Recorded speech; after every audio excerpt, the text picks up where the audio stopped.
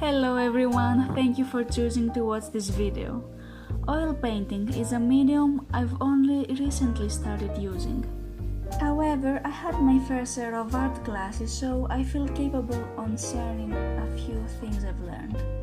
I hope you find this somewhat helpful or informative, and please do share some tips I might have missed in the video in the comments below. Thank you for watching once again.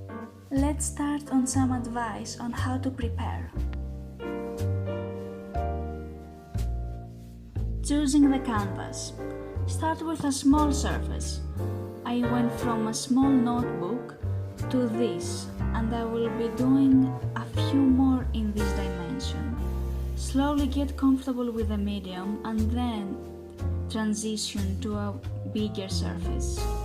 I've come to realize a small canvas feels less intimidating, thus encourages me to keep coming back to practice on new paintings. Choosing a picture to draw. I chose this because but in all seriousness, strong, well-defined shadows and lights is the way to go. It helps you understand dimension, tones, atmosphere, shapes, and how to transition from one tone to another. If you are a beginner, first do portraits and depictions of still life, always with structure, not overexposed pics. It is not helpful at all. I came across dramatic lighting on Google, and perhaps this is something you might want to get a look at. When it comes to choosing the palettes, take two plastic ones. The ones made out of wood feel a little weird, as if they absorb the material, or at least this was my observation. The reason you need two is to use one to mix the colors on, the other to place the color tones in order, from dark to light. Take palette knives to mix the colors. You do not run the risk of destroying your brushes, and you get to use more oil painting material. Speaking of hair brushes, I cannot recommend anything for a professional, but for any beginner watching this, I believe any cheap set of hair brushes will do, as long as the hair is soft.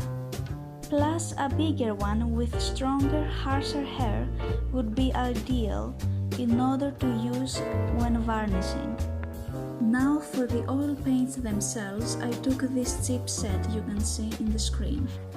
Other art supplies you will need include linseed oil in order to increase the flow of the colors, white spirit and a bar of soap for after you finish to clean the brushes, as well as gesso and to varnish either gloss, satin or matte. Do not take all three coats. It is common for beginners to take every art supply they can out of enthusiasm. Choose the one varnish you like most, then you can experiment with the others later. Moving on, you need to set up your workspace. The ideal scenario would be for you to set your canvas in a way where you will be able to paint standing up. It keeps you on the go, prevents you from going into autopilot.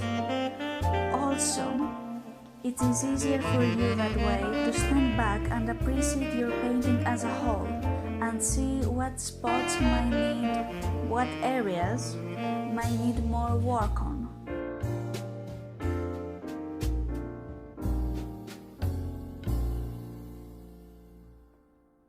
When applying color, these are the most common methods I've seen.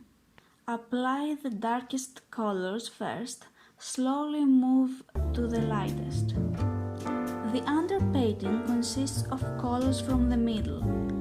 Then add the darkest tones and work your way up until you reach the middle again. From there, you apply the tones where you see them until you reach the lightest ones at the end. Now, for the way to handle your paintbrushes. Don't be afraid to use a lot of material on them, and then stroke the canvas gently with them. It's only at the very end when we start blending the colors.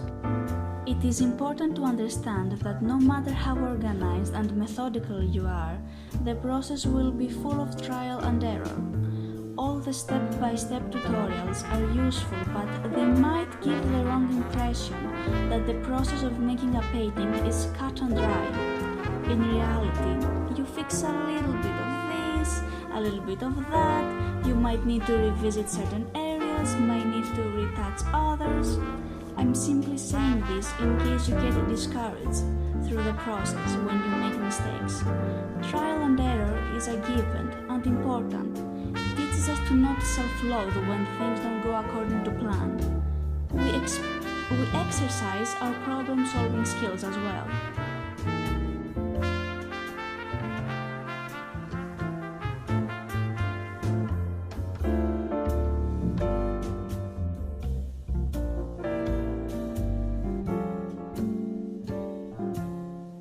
Once you are done, clean up your station area.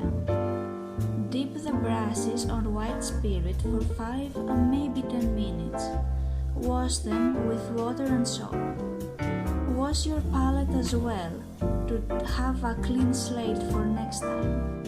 Finally, the finishing touches. After a few days, put gesso behind the canvas to protect it from the humidity. It dries quickly. Last but not least, put the varnish of your liking on the paint. Currently, I put matte because I like the velvet effect it gives. Don't touch it, it is sticky. Let it dry. Then clean the brush the same way you cleaned the others. It is critical, however, to dip it on the white spirit immediately after you are done. If it dries, it hardens and is pretty much of no use. It is quite tricky and I've damaged 3 brushes so far.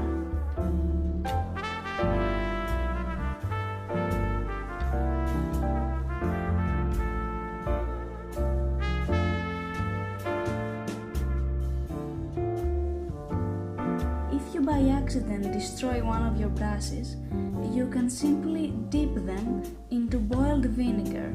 Once it softens, take it out and scrub it with a brush. Afterwards, you can put some oil on it and wrap it up in order to help the hair regain some of its original form.